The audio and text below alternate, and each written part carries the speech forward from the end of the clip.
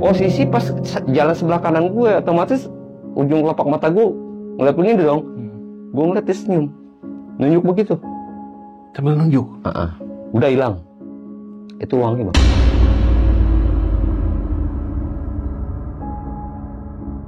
Harimau putih. Gede? Gede. Matanya nyala. Nah, bukan posisi dia begini. Yang anehnya, ekornya panjang banget itu. Ke atas lagi nunjuknya.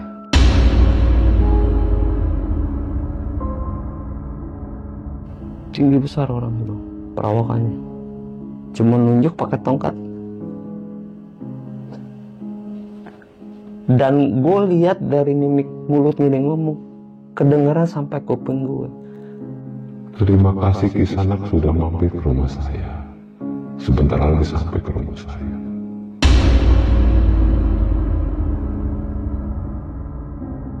Yang semalam nih bakal kita lewatin lagi. Maksud lu apa deh? Anak-anak, maksud lu apa deh? Ya ntar gue ngeliat sendiri dah. Yang kita jalanin semalam nih, sama yang kita turun ke bawah, lalu pada nyaksiin. Bener aja bang, tuh kiri kanan jurang bang.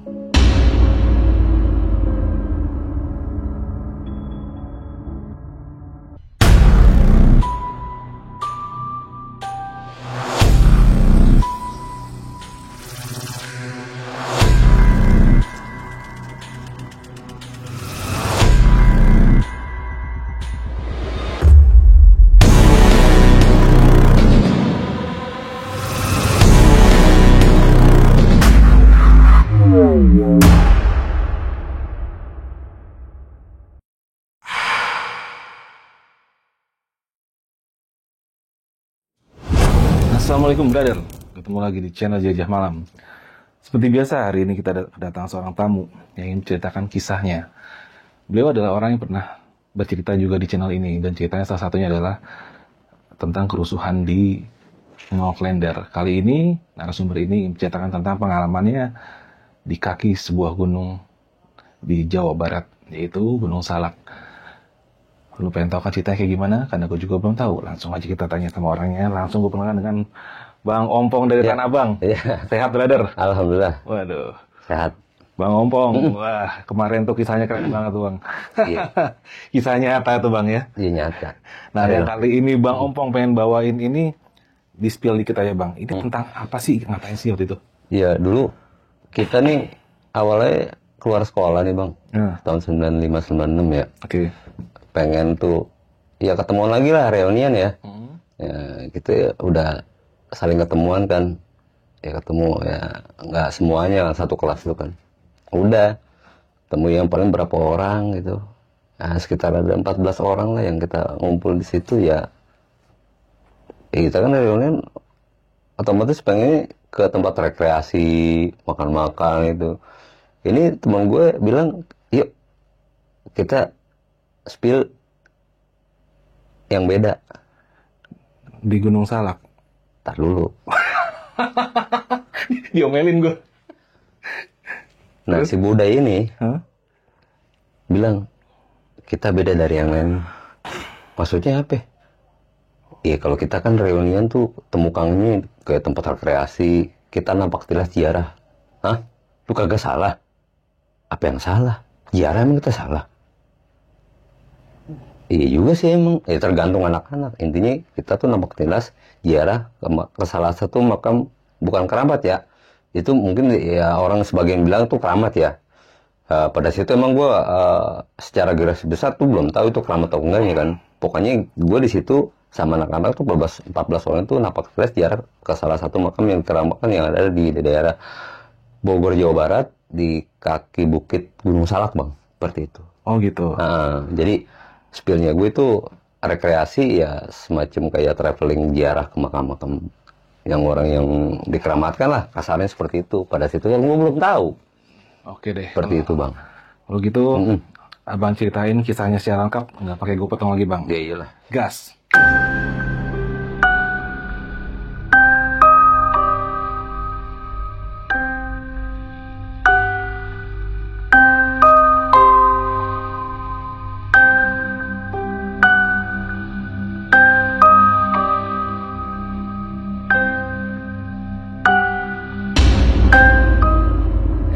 Gini bang, awal mula gue tuh lulus tahun sekolah tahun 95-96 ya.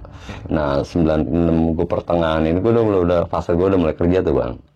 Udah mulai kerja masih ABG gitulah yang masih gimana ya, bentar-bentar keluar, bentar masuk kerja. Nah pertengahan tuh di masih awal tahun 96 gitu, 9 tahun 96 gitu lah, pertengahan sekitar bulan Maret gue ingat waktu itu. Bulan Maret atau Maret April lah gue nggak ingat bulannya. Gue ketemu temen sama gue, teman sekolah ya, sebutlah temen gue ini namanya si Salim ya kan. Ketemu di perjalanan lah, gue pas mau nunggu pulang arah gue mau balik, dia ngelaksonin. Gue pikir siapa kan, gue pada saat itu di lampu merah gue udah nepi banget sampai gue di pinggir trotoar. Ini mobil ngelaksonin gue mulu, kenapa gitu kan. Berhentilah, dibuka kaca samping. Masih kenal gue nggak? Kacamata, pakai topi. Ya buka dong topi lo. Gue mau ngenalin lo pakai kacamata hitam. Dibuka. Ya si Penyok kok kata. Namanya panggilannya Penyok. Namanya si Salim bang. Udah minggirin lu mobil. Tatu itu tuh lampu hijau tuh. Oh iya, polisi udah orang gini mulu. Pinggiran dia. Nepi kan. Gimana kabarnya? Nah, aneh kan di situ nggak dipanggil nama bang, kalau di sekolah bang di kelas tuh. Nama samaran lah di situ, aneh dipanggil Caplang. Kan.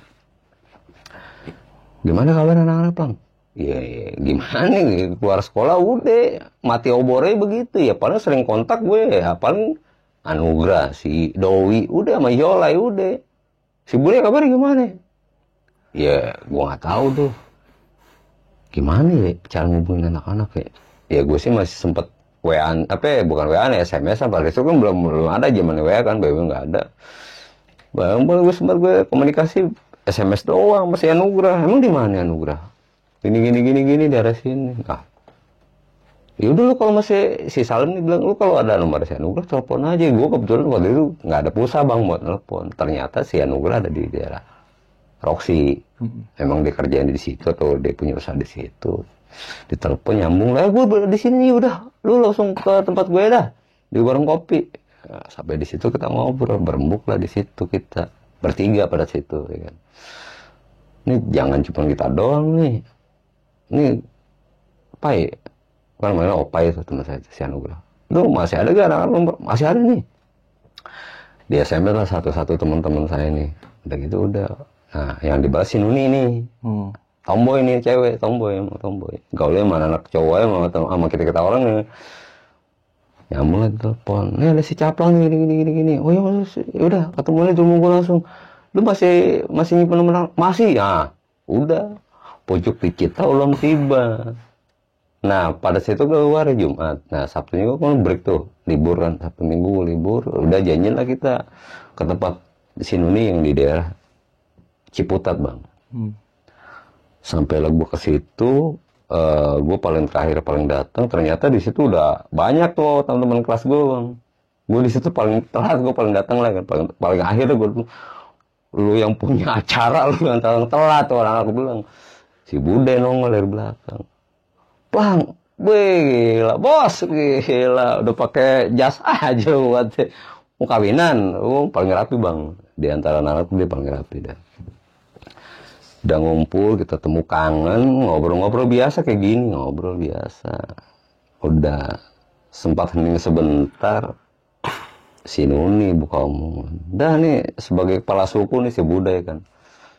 Nih kita acara mau gimana nih? Ini kan kita udah temu kangen nih. Udah pada tua-tua semua lah kasarannya gitu kan. Udah kita buat acara yuk, kata si Nuni. Ya gue sih oke aja.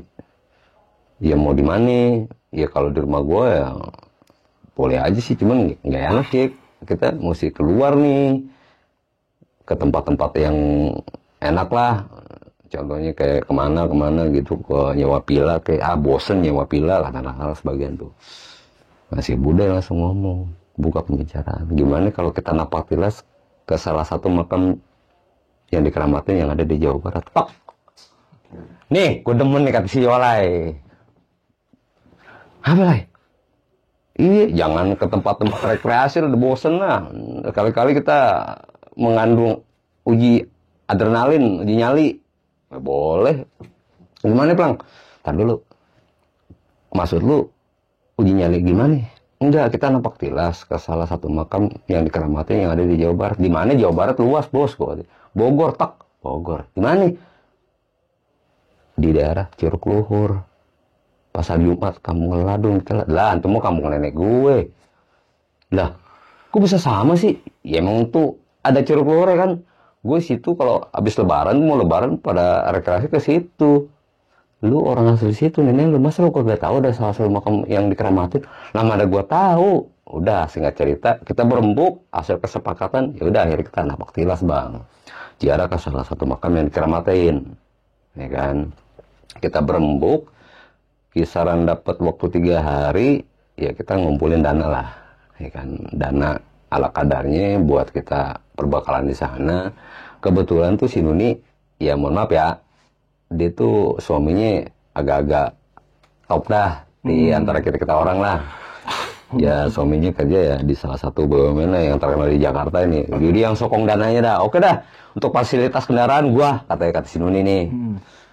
Oke, ini gimana yang kalau udah keluarga nih bawa? Ya silakan aja, cuman kata si Budai, kalau yang buat mak-mak nih, kayak gue nih Plang, bawa bini gue, cuman gue nggak kasih ikut ke atas. Ya udah terserah, paling yang mau aja gitu, yang berani si Nuni. Gue dah yakin, udah aku aja, kamu apa sih gitu. Sementara mereka kan buah anak kan nggak mau ditinggal, masih kecil ngikut sampai di lokasi bang. Gue sebelum sampai itu ada semacam ke pendopo di Curug Luhur, ada pendopo ke tempat peristirahatan seperti itu kan. Tadinya gue mau mampir dulu ke rumah nenek gue, karena pada situ udah menjelang mau maghrib. Kan pada situ emang gue jalan agak siang, sekitar jam 2, jam 3 gue berangkat dari rumah si Nuni. Jadi kita ngumpulin di rumah si Nuni, karena akses kendaraan kan di sana 2 mobil. Udah sampai di lokasi pendopo ke tempat peristirahatan itu ngumpul 14 orang di situ. Yang naik cuma 12 orang. Yang dua nggak ikut? Yang dua nggak ikut. Jadi cuma si Nuni sama istrinya si Salim nih yang nggak ikut. Yang sementara ini yang kita naik 12 orang ini ya ikut, termasuk suami si Nuni ikut. Tuh udah kita sebelum kita naik dikasih ujangan dulu tuh sama si Budai. Sorry nih, gue emang udah 3 kali kemari. Oh pantesan aja lo tahu. Cuman di sini kita nggak sembarangan Plang.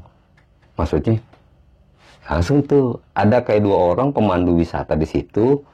Ya sebetulnya kalau orang-orang pencinta alam tuh bilangnya ranger ya kalau nggak salah ya. Ranger ya?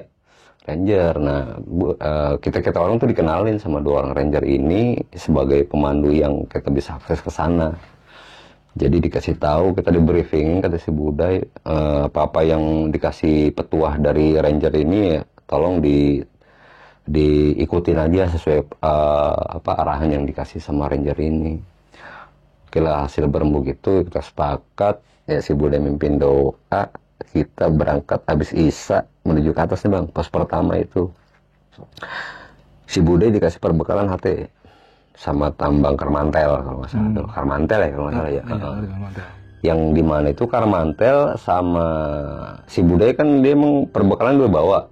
Jauh sebelumnya udah disiapin kayak lampu yang di kepala itu 2 headlamp sama lampu tembak sama lampu yang apa sih senteran gitu 15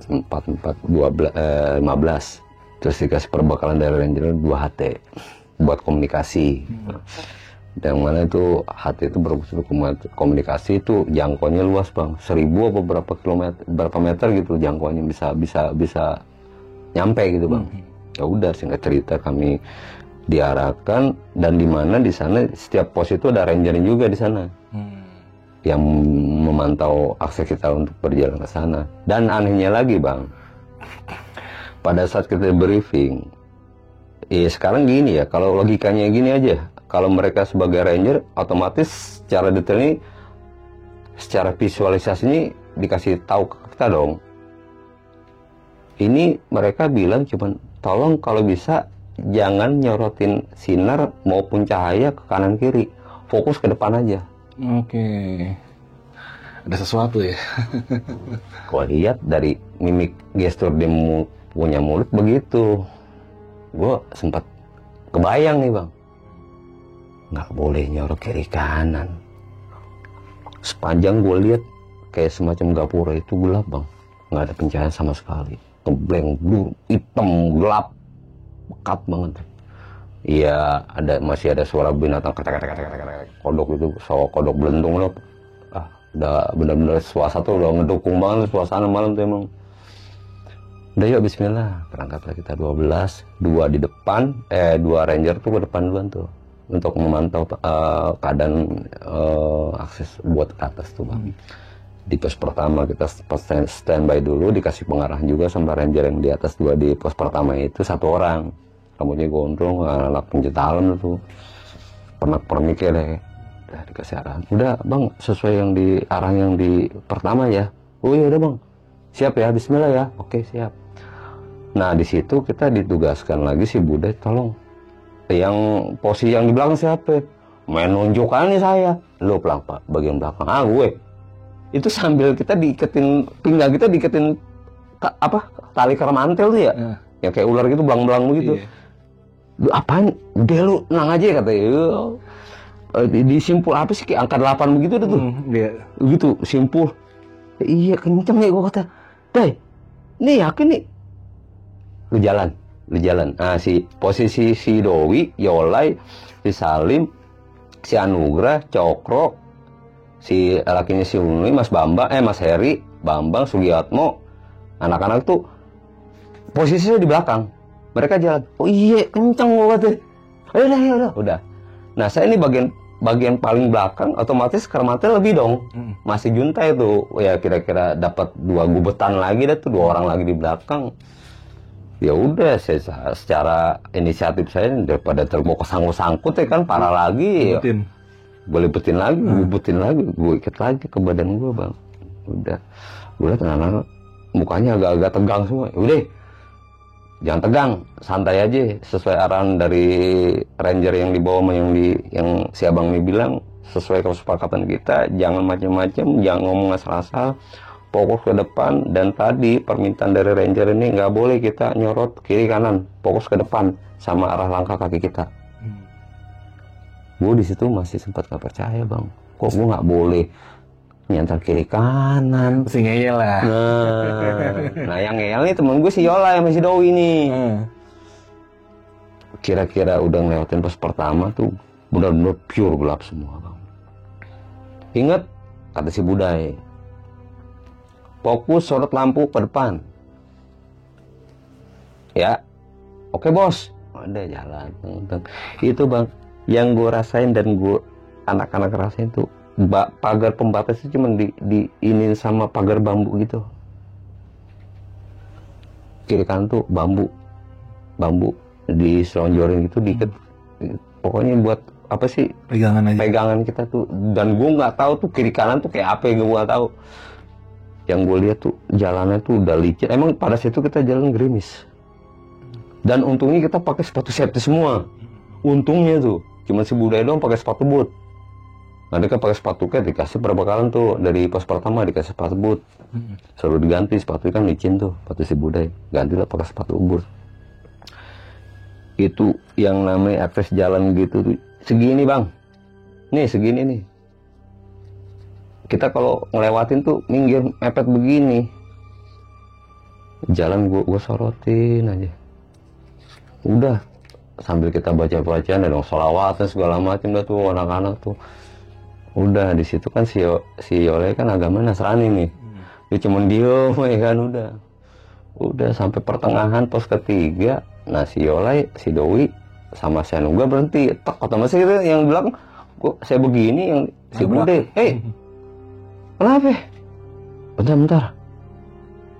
Gue izin mau buang air kecil boleh gak?" Termasuk gue tadi gue ngomong juga bang. Sekalian nih gue bilang. Kebetulan gue udah daripada gue tantar anyang-anyang ya kan. Ya deh berhenti dulu deh.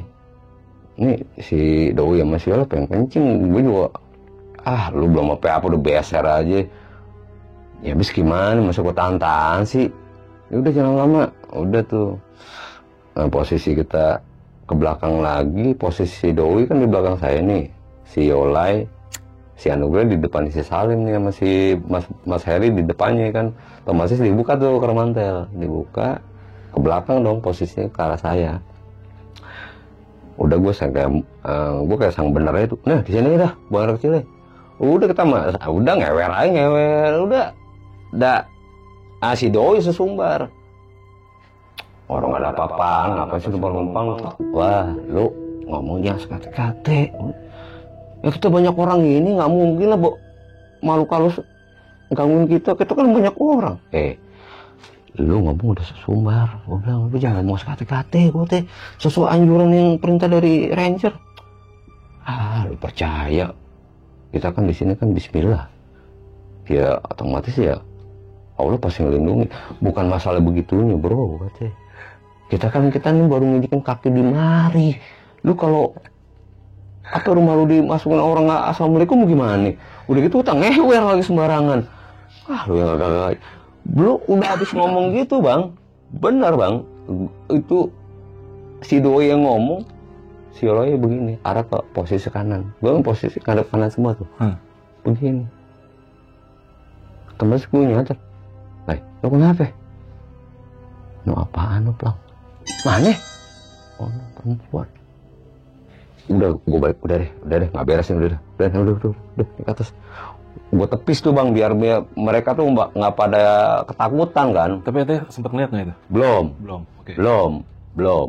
Cuman si Yola ya doang, tahu deh bener toh kagak. Iya. Gue nggak ngerti dah tuh, udah. Si Bude, lama amat sih. Ya elah bentaran doang, udah ikat lagi tuh Karmanto. Gimana cara nih? Gue lagi kan tuh kata si turun lagi si Budai. Disimpulin lagi, gue gak ngerti ya kan. Lu kan anak PA masa lu gimana sih? Udah pokoknya udah rapi, naik lagi tuh, Bang. Nah, sampai pertengahan. Jadi si ranger ini bilang, kita penunjuk arah itu semacam kayak panah dibikin dari papan kayu gitu, Bang, penunjuk arahnya. Nanti pos pertama kedua ada perempatan yang arah ke kanan, itu ada jalan yang boleh dilalui sama jalannya yang tanah panah yang nggak boleh dilalui. Oke, ketemulah tuh di pos kedua tuh, nggak ada rangernya, gelap tuh, pos kecil kayak semacam kayak kayak pos kecil gitulah, cuman nggak ada lampunya, gelap. Udah, ini ketemu nih 1, 2, 3, 4, kelima tuh ketemu sama ada simpang arah tanah panah yang ke kanan. Nah di situ gue ngeliat. Apa? Sebelum gue ngeliat tuh, gue posisi kan paling belakang nih, Bang. Ya kan? Paling buncit lah. Gue sebelum tuh ngeliat sosok itu, ada suara kayak shh. Kayak yang di kuping. Secara bersamaan tuh sosok perempuan lewat. Mungkin yang dilihat sama si Yola itu mungkin. Jelas di samping sebelah kanan gue perempuan. Pakai kebaya hijau. Cuman gue nggak ngeliat posisi palanya kayak pakai apa, cuman kilau cahaya, rambut panjang untuk ke belakang, ada semacam kayak untayan melati, cuman di rangkai-rangkai sampai bawah sininya dia gue lihat. Kawinan. Jalan. Posisi pas jalan sebelah kanan gue, otomatis ujung kelopak mata gue ngeliat begini dong. Gue ngeliat dia senyum, nunjuk begitu. Sambil nunjuk. Udah hilang. Itu uangnya, Bang. Gue pikir apa yang gue cium anak-anak rasain, cuma gue doang. Oke. Gue tanya kan di depan gue kan si Doi, Wi, apaan? Lu cium bau melati nggak? Enggak. Kagak, gue pesing iya. Canda lagi tuh kan si Doi kan, emang orang paling ini dah dia mah. Udah, lu jangan secium-cium aja ya. Gue jadi merinding gue nih. Enggak kali itu, biarin. Gue pakai minyak wangi melati kali, gue kata gitu kan, udah buat nyariin suasana itu kan, udah dia jangan sampai budeng nggak denger nggak enak. Jalan lagi nih, Bang. Nah pas sampai yang gue bilang tadi ada tanah panah ke kanan itu kan, itu perempuan yang tadi lewat di samping gue senyum, Bang, cuman ngasih kode tangannya ke sana. Masih nunjuk arah? Masih, dia pakai kebaya kemben begini doang, Bang. Yang lihat abang doang? Gue doang. Oke. Gue doang. Pada situ jelas perempuan, matanya sayu. Iya kayak perempuan biasa lah, normal. Dia pakai makeup begitu, cuman pakainya kemben kayak lala Jawa gitu, Bang. Cuma pakai sebatas dari sini ditutup sama kebaya. batik-batik begitu, ornamen-ornamen kayak gelang-gelang itu kayak zaman-zaman kerajaan kuno. Perempuan-perempuannya gimana sih, seperti itulah. Cantik. Gambar cakep, rambutnya panjang, terurai, nggak diikat gitu. Cuman ada melati-melati buat hiasan di rambutnya. Itu gue liat dia senyum cuman arah ke atas. Yang tanda panah ini dikesinin semua sama dia, seluruh lurus. Dan pada saat itu kan gue lihat di luar dari pagar itu dia ada di posisi di luar pagar, Bang. Dan gue nggak tahu dong posisi gue, kan yang dibilang ranger tuh nggak boleh nyorot sinar kan. Entah itu bukit atau tanah, gue nggak ngerti pada saat itu kan. Karena kan sesuai perintah dari ranger tuh gue nggak boleh ngasih apa kayak cahaya gitu. Yang gue lihat, yang gue saksiin itu di luar posisi pagar itu, di sosok perempuan itu. Dan aneh itu di sampingnya ada punan, Bang. Di samping perempuan, wujud perempuan itu ada di samping punan. Yang gue nggak tahu tuh punan tuh bener-bener punan gimana gue nggak ngerti. Udah kita bismillah jalan lagi. Si Bude berhenti dulu. Kalau mau minum dulu deh. Mau sekedar ngerokok. Kira-kira sekitar 30 menit kita situ rehat, ngerokok, minum lah biasa, nggak ngopi lah, kita ngopi, ngerokok biasa, minum. Udah kira-kira habis 30 menit jalan lagi. Dari awal pertama gue jalan pertama nih, Bang, gue ngerasain tuh kok cuma gue doang sih yang ditunjukin, dikasih kode gitu kan. Kok sementara yang di depan tuh Aman-aman aja. anteng-anteng aja. Tapi gue nggak tahu cerita-cerita mereka nih, mungkin ngalamin ya benar-benar ngalamin, tuh gue nggak ngerti. Tapi kalau gue lihat dari mukanya pada pucat semua, Bang. Oh gitu? Pucat semua. Mungkin nggak berani ngomong kali ya. Gue mukanya pucat, muka gue pucat gak? Enggak. Saling nutupin aja, Bang. Gue ngeliat mereka mukanya kayak orang ketakutan gitu, Bang. Ya udah gue jalan lagi. Kira-kira sama arah ada penunjuk kanan lagi, itu gue lihat sosok kayak harimau putih besar gitu. Dia sidak ke begini. Harimau putih. Gede. Matanya nyala. Nah, bukan posisi dia begini. Yang anehnya, ekornya panjang banget itu. Ke atas lagi nunjuknya. Ekornya nunjuk? Sama seperti yang sosok perempuan itu. Nunjuk lagi ke atas. Nah, si Bude mau ke kanan, Dai, lurus. Oh iya, gue lupa. Sampai udah ngingetin. Itu yang gue lihat sosok, ekornya itu harimau ke sana. Itu spontanitas si Bude mau ke kanan, aku udah begini, Bang, posisi tuh. Itu karena pagar pembatas tuh ngebelah begitu, Bang, ngebelah begini. Posisi kita lurus. Oh iya, salah. Gue nggak tahu dah tuh, Bang. Oh, nggak boleh ada pencahayaan. Lurus lagi, lurus. Cuma ngomong ngasih kode, lurus. Jangan berisik, lurus. Tahu, Bang, udah lurus. Udah jalan lagi sebudah ini. Nah, ranger ini ngasih kode. HT bunyi tuh. Pertengahan tuh, Bang. Bang Uday. Kedengeran dong. 10-2. Oh, posisi di arah ke kira-kira. Langsung gue tembak, Bang. Si Bude mau pergi 500 meter lagi kita sampai. Otomatis kedengar suara gue tuh si ranger kan. Bang, lu posisi udah di mana? Pos kedua, ketiga, keempat, kelima. Spontanitas. Ya, sedikit lagi. Padahal dari pertama awal gue di situ, ranger belum bilang apa-apa, Bang. Jarak berapa, radius berapa meter itu gue sampai ke lokasi. Toh kenapa gue setelah ngelihat sosok dua makhluk itu secara bersama, spontanitas gue ngomong tanpa di luar nalar pikiran gue. Gue tadi ngomong apaan ya, gue kata. Bener, Bang. Itu setelah itu, Bang, gue sampai di situ, gue sempat stuck 30 menit. Itu yang gue rasain tuh enak jalan, Bang. Itu gue bodo amat lah, gue gak mikirin kiri kanan tuh kayak gimana, apa sih suasana gue nggak tahu. Pokoknya fokus buka depannya, gue sorot anak-anak tuh yang gue lihat kaki pada begini semua, jalan kayak orang maksain begitu. Kadang-kadang gue ayo gue semangatin kan, Dan gue juga perasaan udah nggak karuan. Gue ngeliat sosok dua makhluk itu secara bersamaan. Nah sampai gue sampai benar-benar mau di ujung itu gue lihat, ya kalau misalkan logikanya bang, otomatis di depan gue si Buddha yang ngeliat kan. Kenapa gue lagi nih kasih lihat? Otomatis yang di belakang si Buddha ya anak-anak tuh pasti ngeliat tuh sosok. Itu pada wujudan kakek-kakek yang gue lihat. Tinggi gede, pakai jubah, pakai udang-udangan gitu, kayak pakai yang dipakai sama ulama-ulama kayak di Penogoro gitu, topi-topi gitu putih, digubet begitu, pakai jubah itu terusan kayak gamis ke bawah putih, cahaya mukanya bersih banget, pakai tongkat, tinggi besar orangnya bang, perawakannya, cuma nunjuk pakai tongkat. Dan gue lihat dari mimik mulutnya dia ngomong, kedengaran sampai kuping gue. Terima kasih Kisanak sudah mampir ke rumah saya. Sebentar lagi sampai ke rumah saya. Tuh ngomong aja. Jadi jaraknya jauh, kedengaran di kuping gue bang. Dan spontanis saya gue ngomong sama temen gue, sama anak-anak. Dikit lagi kita sampai, kau tahu lo. Jalan. Setelah gue ngomong gitu, sosok itu si kakek itu hilang. Terus hilangnya udah begitu, hilang, gelap lagi tuh bang, gelap.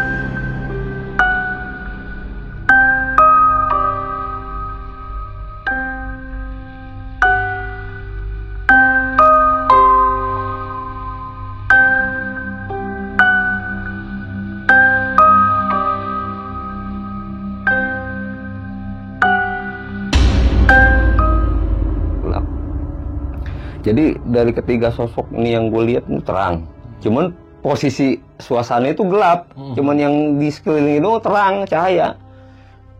Nah pada saat itu si wujud kakek itu hilang, nah bersama itu gelap lagi tuh bang. Bener, kira-kira gue jarak 100 meter gue jalan, si Buddha berhenti. Itu kan tuh udah cahaya. Pas si Buddha ngomong, gue lihat ada batu nyogak begini, kayak batu kali, cuman di posisi diri bang. Percis di luar pagar, tulisan, gue lihat tulisan Sangsakerta di atasnya. Ada lapat bintang sama bulan sabit sama bintang. Di bawahnya tulisan Sangsakerta.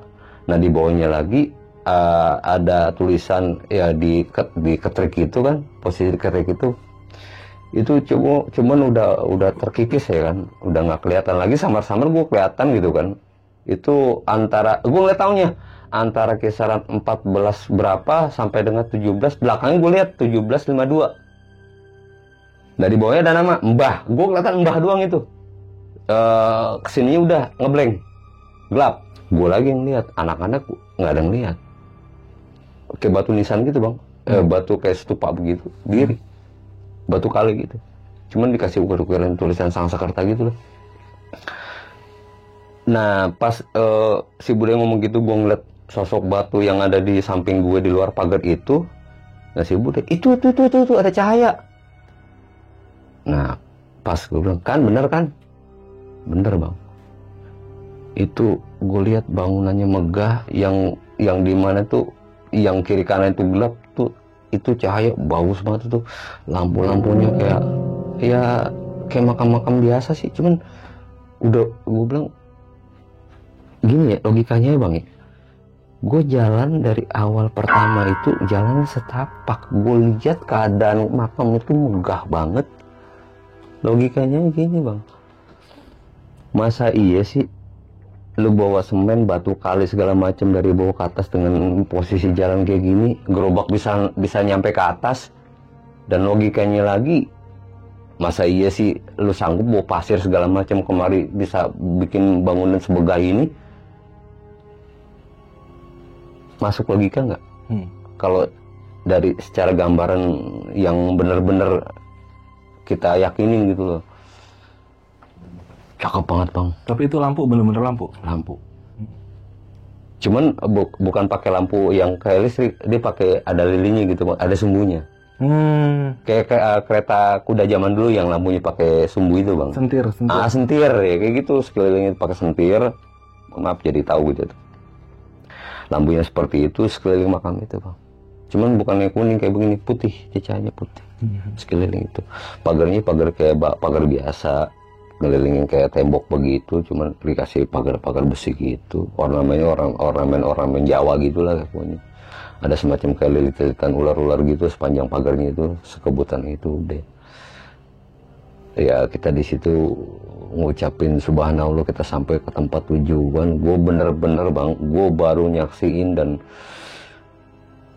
gue sejak bujak yang namanya gue pulang kampung, gue rekreasi ke Curug Luhur ya kan, yang sebelahnya sapi perahnya Pak Harto. Ternyata di sini ada salah satu makam yang dikeramatin. Ya mungkin itu ajeng atau waliullah, gue nggak ngerti ya kan. Tapi toh di zaman itu kan, yang abang bilang kan itu Islam belum masuk. Tapi kok itu adalah pas Allah. Gue masuk ke dalam, gue assalamualaikum ya ahli kubur kan, semua anak pada bilang begitu. Si Eloy cuma bengong kan, ya udah puji Tuhan lah gini. Udah.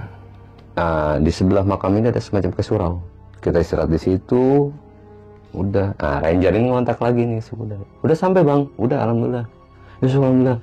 Nanti kita 2 orang meluncur ya ke lokasi untuk kasih arahan lagi gimana nanti ke depannya, nanti untuk prosesnya nanti kita berjalannya di atas. Ya udah, itu sepanjang kita habis sholat ya, karena kan gue belum isya kan, kita sholat ya, jamaah di isya di situ di surau itu gantian lah. Tuh gue nungguin ranger nggak muncul bang, dan gue nanya masih budak, Dai apaan nih makam? Lu perjalanan lu traveling selama ini kan otomatis kalau makam-makam yang kayak gini pasti ada kuncinya kan? Iya, kok kagak ada sih Dai? Iya, belum lama gue ngomong kayak gitu bang, gue duduk di surau tuh, duduk kampar gitu lah, duduk biasa gitu. Dari arah sebelah kiri, posisi ngebelakang makam. Itu sosok yang gue lihat, kakek-kakek ada di situ. Oh, yang tadi itu? Yang gue lihat. Oh itu kali tuh si Abah. Senyum ngeliatin gue. Ya, bener. Begitu. Ini saya nih Abah. Semuanya ngeliat? Semua. Oke. Pada saat itu cuma gue doang ngeliat. Dan yang gue lihat itu pakai yang sama itu, sama persis yang gue lihat. Yang tadi di bawah itu? Ganteng bang. Kayak orang-orang ke Arab-Araban gitulah mukanya lah. Kan pakai gamis biasa. Cuman ilmu udah nggak ada, jadi cuma pakai top peci biasa doang. Gue liatin dari atas bawah. Ya, ini orang yang gue lihat tadi di bawah, di pertengahan, kok ada di sini dalam hati. Cuman gue nggak berani ngomong bang, anak-anak. Takut dia ngomong, lu so tau lah, so indigo lu, lu cuman bisa senyum aja, ya bah. Nah di sini jangan dibilang salah satu makam yang dikeramatin, salah besar. Ya, ini Abah bilang seperti itu karena kebanyakan orang-orang yang datang kemari minta segala macam lah, entah minta kejabatan lah, ketenaran segala macam ini. Jangan. Kita minta sama Gusti Allah. Ini keramat, bukan keramat, ini makam. Kita doain. Ya kita minta sama Allah. Jangan minta sama orang yang udah meninggal, salah besar. Iya, tuh udah. Bener bang. Terus itu akidah tuh namanya itu. Itu gue lihat bang. Itu di samping makamnya ini bang, di samping pagarnya itu gue lihat ada semacam kayak lupa, ada sesajen, ada apa sih tempat wadah buat kemenyan, ada apa sih hiu gitu. Lupa. Gila gue katanya. Wah ini udah parah nih kata si Budai. Bah tuh gimana? Udah biarin aja. Bersihnya mbak, udah biarin aja. Ini orang yang di luar ya pengen nyari kekayaan kali, mintanya sama makam seperti itu bang. Nah udah nggak bener kan? Pada saat yang bersamaan itu pula bang, itu sosok gila. Sebelum abang ngomong kayak gini, gue ngeliat muka teman-teman gue berubah semua bang, termasuk gue kali. Berubah gimana? Jadi kejadian-kejadian yang gue alamin selama gue hidup di situ digambarin, divisualisasi di situ juga. Nah teman gue nih yang mukanya gini jelas loh. Si Anu bro, jadi gue flashback lagi nih ya. Jadi keadaan anak-anak yang gue jauh sebelum gue ketemu ya kan, udah lama juga kan. Itu digambarin di semua bang. Oh kelihatan gitu? Kelihatan semua bang. Di perjalanan hidupnya? Iya. Oke. Kayak kayak si Anugrah tuh homo, divisualisasiin di situ. Si Dowi gemoy gitu yang gue bilang, gila. Nah si Buddha ini sosoknya gimana ya? Makan duit ya nggak bener. Oh, kelihatan semua itu. Semua termasuk gue. Gue tuh orangnya sumpah serapah, dia bilang gini, Gak suka salah. main apa, maksudnya terlalu ngambil keputusan yang menurut gue gegabah gitu kan. Selalu mengedepankan orang itu benar atau enggaknya. Gue ngebela orang yang salah. Dan lu jangan merasa jadi jagoan. Lu nggak ada apa-apanya di sini. Lu kecil di sini. Semua kojor, nangis semua di situ kita. Kojor semua di situ. Nah, lakinya si Muni makan duit nggak bener. Di situ divisualisasiin, Bang. Selama ini lu makan duit nggak bener. Gue antara percaya nggak percaya, Bang. Bener-bener gue disaksin, mukanya berubah semua, Bang. Termasuk gue. Muka gue berubah semua. Divisualisasiin sama si Abah itu. Satu persatu tuh, gila. Tatap muka kalian semua di sini. Bener, Bang, berubah. Nah setelah Abara sudah cukup, berubah lagi kita muka sama. Dan anehnya kita nggak tahu sama sekali. Lah, kok kita ada di sini sih? Lah, kok kita ada di sini sih? Jadi kita awalnya gabung, tahu nisah lagi, Bang. Si oleh posisi di sini, gue lagi mesti dalam keadaan sholat. Dan si Budaya lagi masuk ke dalam untuk sekedar buat doa. Dan gue nggak sosok siapa. Dan anak-anak pada saat itu nyari keberadaan Tukunca. Si Abah tadi itu nggak ada. Nggak ada sama sekali. Cuman yang ada gue lihat di situ semacam kayak ada tulisan yang menjurus ke arah tolong sucikan tempat ini. Jangan dianggap tempat yang buat macam-macam. Udah selebihnya udah ngeblur. Dan bersamaan itu pulangin kenceng tuh, Bang. Kenceng di atas makom. Gue lihat itu ada semacam kayak ular kepala naga, ular, pokoknya ular deh. Ular itu cuman di atasnya ngebentuk semacam gumpalan asap yang bertulisan Mbah Kinyamun. Hah? Mbah Kinyamun. Apa tuh? Gue nggak tahu sekarang. Pokoknya Mbah Kinyamun kerajaan Pasundan. Oke. Tuh, udah terakhir anak-anak. Oh, ini loh. Setelah gue ngeliat kejadian kayak di film-film itu asap tebal kayak orang mau hujan gitu, gimana sih, Bang? Ada cahaya di atasnya gitu, ngubut-ngubut begitu, udah selang itu kelar, baru Ranger naik ke atas. Ketemu, berubah tuh keadaan. Pada situ jam 3 lewat 15 menit. Udah mau subuh. Ngasih pengarahan lagi tuh Ranger gini. Udah, gimana? Apa yang dirasain? Ya kita cuman babi ibu bebo aja ngomong. Sekenanya kita jawab. Padahal pada situ gue ngalamin kejadian yang benar-benar di luar nalur gue. Dan mohon maaf ya, yang tadi gue kasih tahu ke abang ini kan mereka belum melihat. Ternyata yang si Dowi, Yola, Anugrah, si Mas Bambang ini ngelihat sosok yang si harimau itu ngelihat. Cuman mereka nggak berani ngomong. Diam semua. Dan penunjuk arah jalannya pun yang si Bambang ini ngelihat sosok harimau ngedampingin dia, selalu ngikutin dia. Dan si Buddha itu dia muka kanan disundul dari belakang tuh pakai palanya harimau, dus. Jadi arah lurus lagi. Dan tuh apa yang pas pagi habis selesai sholat subuh udah menjelang nih akhir gue mau balik lagi ke bawah. Tuh gue lihat, Bang, itu kan udah ada agak terang kan, 5:30. Si Buddha baru ngomong, jangan kaget, Bos, ntar kita lewat yang semalam nih bakal kita lewatin lagi. Maksud lu apa deh? Anak-anak, maksud lu apa deh?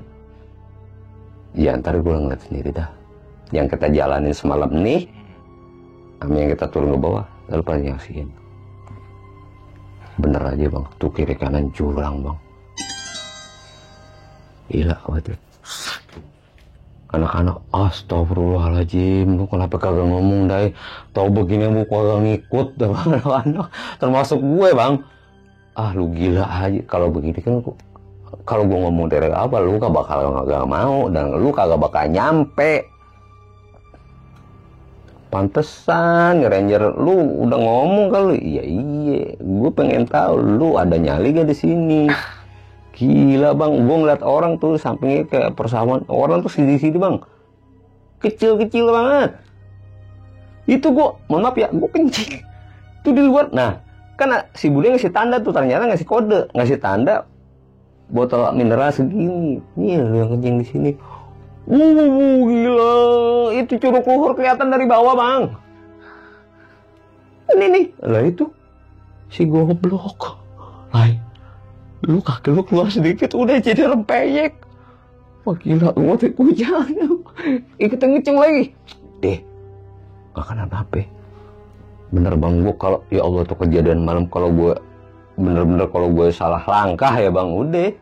Tapi alhamdulillah gue selama perjalanan sampai dari awal pertengahan itu, dan gue ketemu sosok yang 3 sosok secara bersamaan tuh nonton jalan gue, karena gue niat gue bener, Bang. Dikisahkan lagi sama Ranger, kalau lu niat gak bener itu banyak kejadian, Bang. Jadi yang sebelum itu kejadian itu banyak yang awalnya selamat pulang jadi nggak selamat. Nah di situ divisualisasiin, ketemu gak, Bang, ada sosok-sosok yang jujur saya mau lain tuh. Termasuk si Bambung, saya ngeliat Pak gini-gini. Ya udah sekarang ini yang penting udah tahu. Kalian tuh ketemu nggak posisi sebelah makam sebelah kiri itu saya pinggirin, itu ada bekas iya itu dia. Saya bilang orang datang yang niat bener, ternyata mereka ngelakuin pesugihan, dan situ hilang secara tiba-tiba tuh orangnya hilang. Termasuk ada orang dari daerah Jakarta juga, perempuan, habis pulang dari haji katanya. Nantinya melakukan pesugihan minta kaya. Diceritakan lagi tuh sama rangernya. Terus sampai sekarang udah berapa kali keluarga datang ke situ, ya udah kagak ada, mau gimana lagi. Emang gue lihat di situ ada semacam kayak ini, Bang, kayak bekas angkin sama bekas selendang gitu nyangkut di pagar sisi luar dari makam itu. Cuma diplastikin, dikasih tanda X begitu. Gua tanya, itu dia peninggalan dari si ibu-ibu itu yang nyangkut. Oh, benda terakhir dia yang ada di situ sebelum hilang. Dan gue lihat itu makam di atas tebing banget, Bang. Itu yang gue lihat. Belakang itu curug luhur kelihatan, Bang. Gila, ada mati itu. Allah Rabbi, gua yang bisa, ya Allah ya Rasulullah, dalam hati ini benar-benar keajaiban Allah nih ditunjukin gitu loh. Dan benar-benar orang-orang terdahulu itu memang benar-benar sakti mandraguna, dalam artian mereka ini di luar nalar kita. Bangunan makam segini megahnya dengan keadaan lokasi jalan yang begitu gue bilang cukup terjal banget, kok bisa gitu loh. Itu atas izin siapa kalau bukan atas izin Allah kan. Bener, Bang, itu makam tuh di dalam dikasih kayak kelambu gitu, Bang. Itu makam nggak bertuliskan, cuma dikasih batu kali berdiri gitu sama bongkar-bongkar batu kali disusun rapi, berundak-undak begitu. Berarti bisa dibilang dari perjalanan Abang ini, pelajarannya adalah kalau tempat keramat itu bukan tempat untuk meminta-minta, kita minta sama Allah ya. Iya, jadi bukan yang mohon maaf ya, gue garis bawain lagi, yang si Abah bilang itu makam bukan dikeramatkan, ya bukan disucikan juga. Cuman orang-orang yang di luar secara harfiah ini dibilang keramat, padahal ya itu makam biasa. Makam ya makam ya. Iya, makamnya makam. Cuman orang-orang yang posisinya untuk nyari kekayaannya dibilang makam yang dikeramatin, padahal salah besar, Bang. Ya kalau gue sih ambil kesimpulan gini ya, kita berdoa ya bro untuk yang orang yang udah meninggal. Silaturahmi. Iya. Cuman kan secara logikanya ya nggak mungkin dong berdiri megah gitu dengan lokasi yang paling terjal banget kok. Gimana caranya? Seperti itu bang. Dan di situ yang gue tangkap lagi tadi kalau si penghuni makam sekalipun juga nggak suka di Iya nggak suka. sajian ini segala macam. Nggak mau mereka dibilang dikeramatkan dan ya sosok si Aba-Aba itu yang gua sebelumnya sampai gue mau ketemu dengan sosok si Aba ini yang ketemu langsung di makam itu, sebelumnya gue ketemu di jalan di pinggir ternyata itu jurang bang. Gila.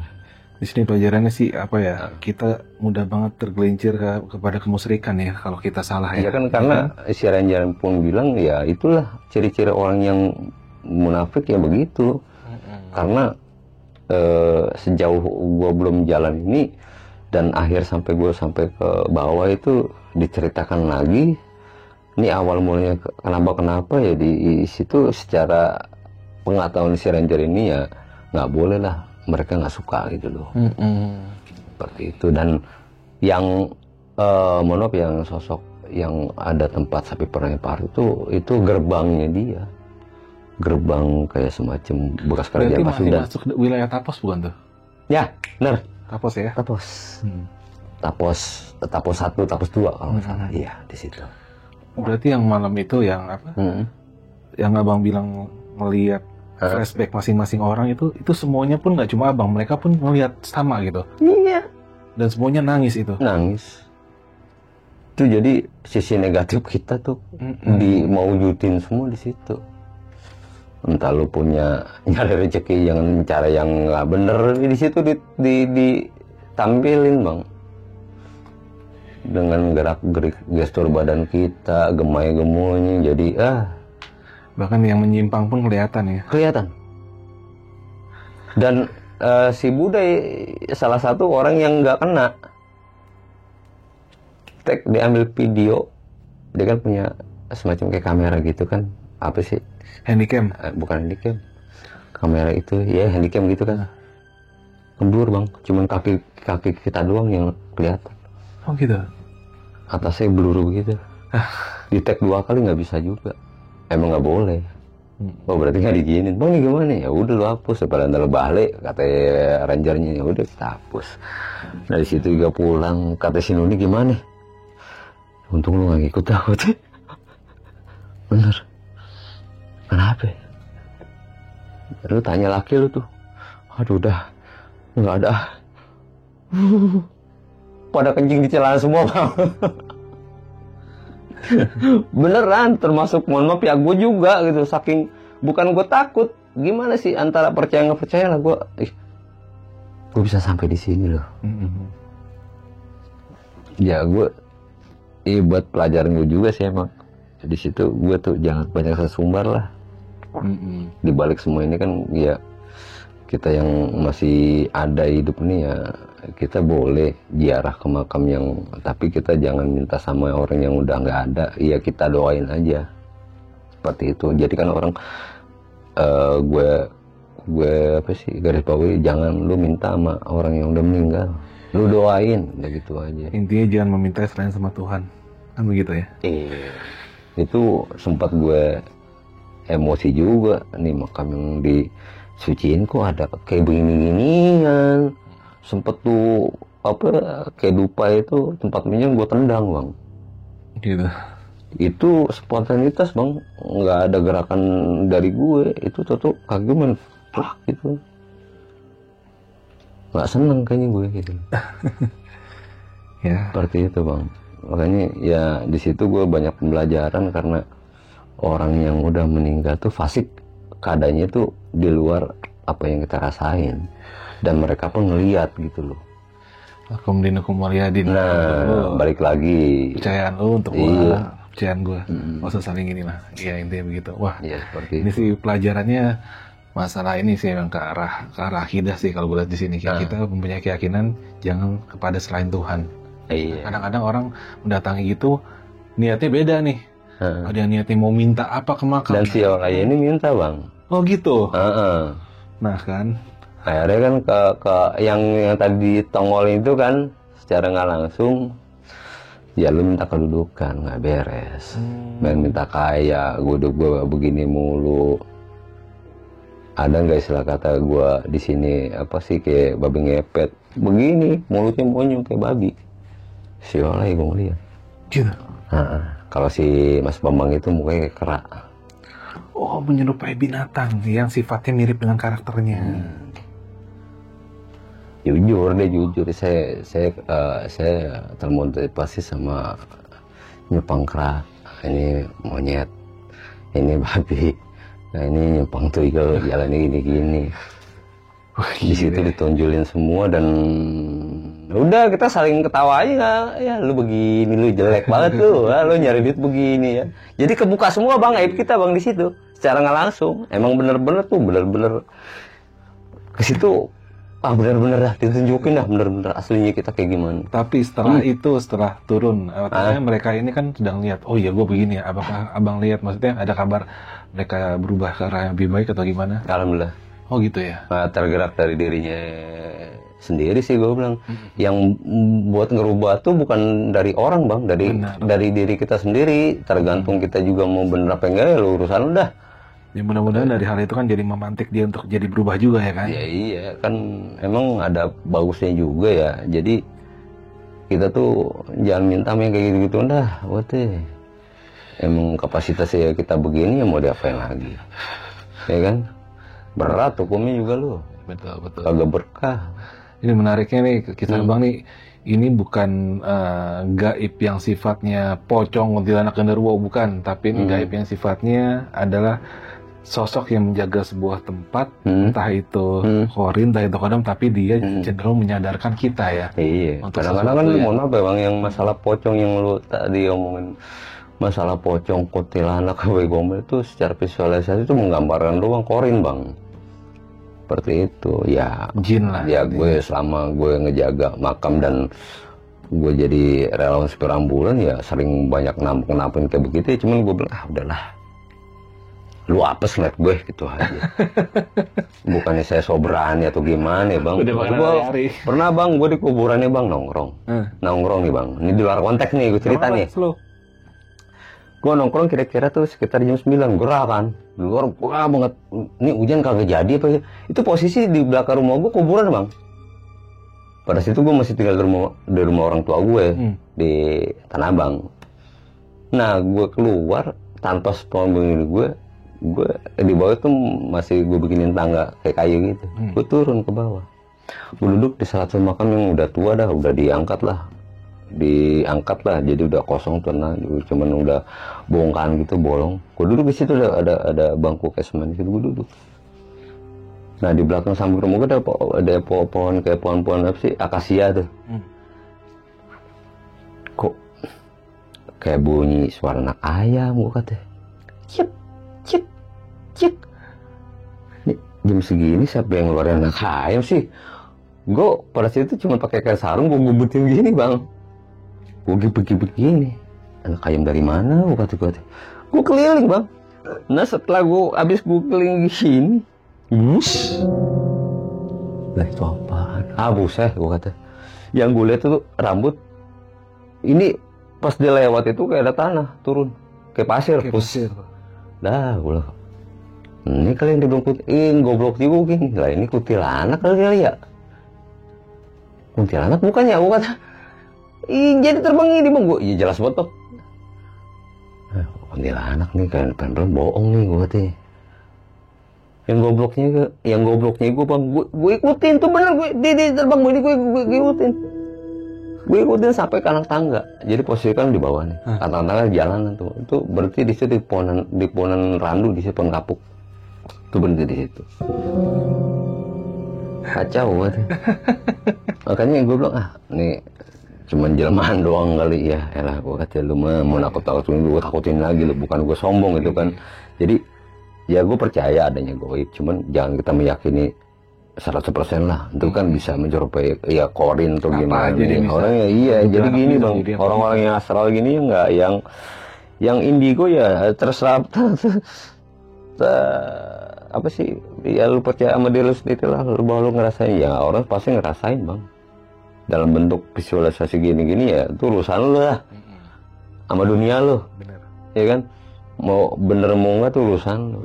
gue ngeliat sosok ini, ya itu sih terserah. Tinggal gimana kita nyikapinnya aja ya. Iya. Oke nih, Bang Ompong nih sebelum ininya kita tutup, pesan Bang Ompong dari apa yang Bang Ompong tadi alamin apa sih buat yang nonton? Iya, kalau aneh bilang sih ya, kita percaya sama adanya gaib. Dan kita percaya ada makam, salah satu makam yang dikeramatin. Cuman gue garis bawah itu makam yang keramat tuh bukan makam yang dikeramatin untuk hal-hal yang seperti kita minta-minta segala macam. Itu salah besar. Intinya orang yang udah meninggal nggak mungkin kita minta diwujudin. Itu cuman berupa korin yang memuat-muatkan bisa memanifestasi dalam wujudnya orang yang ada, orang di situ udah meninggal itu. Biasanya ada jin-jin yang mengambil keuntungan dengan manifestasi gitu kan. Jadi orang tuh ya bersekutu sama iblis sama Iya. dengan jalan yang salah, Bang. Wah, mantep. Ini gue demen nih. Iya, kisah mistis tapi ada muatan ininya ya, muatan apa sih namanya? Edukasinya. Supaya kita tuh nggak seperti itu. Iya, makanya gue kadang-kadang suka gahar juga ya, Bang, kalau gue habis bersihin kuburan. Ini kak apa ya, barang-barang berharganya. Apaan gue kata, orang mati cuma bawakan kapan mau peti gue teh. Ngaco aja gue teh. Gak ada. Aduh, kalau cincin pun gak ada, lu beli di Tanah Abang banyak kono, Palmera. Cincin mah gak mau gue teh, batu cincin. Gak aja lu. Tapi gue dikasih bambu petung, Bang. Iya, di bawah rumah gue. Ada di rumah. Cuman gue nggak secara gue enggak. Buat pajangannya udah, itu aja intinya. Oke, Bang Ompong nih, kisahnya keren banget nih. keren.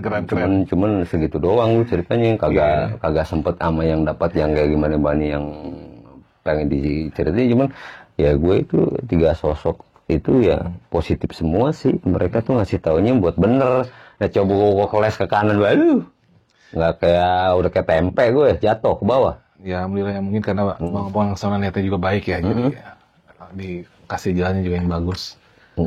Ada yang mau ditambahin lagi nggak nih Bang Ompong sebelum kita tutup? Apa lagi? Ya udah, kalau banyak sih, cuman kan sampai pagi. Ayo gue mah. Ayo. Ntar daripada sampai pagi. Terserah dah. Kalau gue mah ikutin aja alurnya. Ya udah, kalau gitu.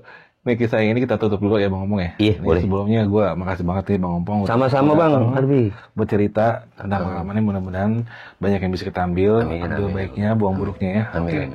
Gue Alfie dari Jajah Malam dan Bang Ompong dari Tanah Abang undur diri dulu. Sampai ketemu di episode selanjutnya. Assalamualaikum warahmatullahi wabarakatuh. Waalaikumsalam.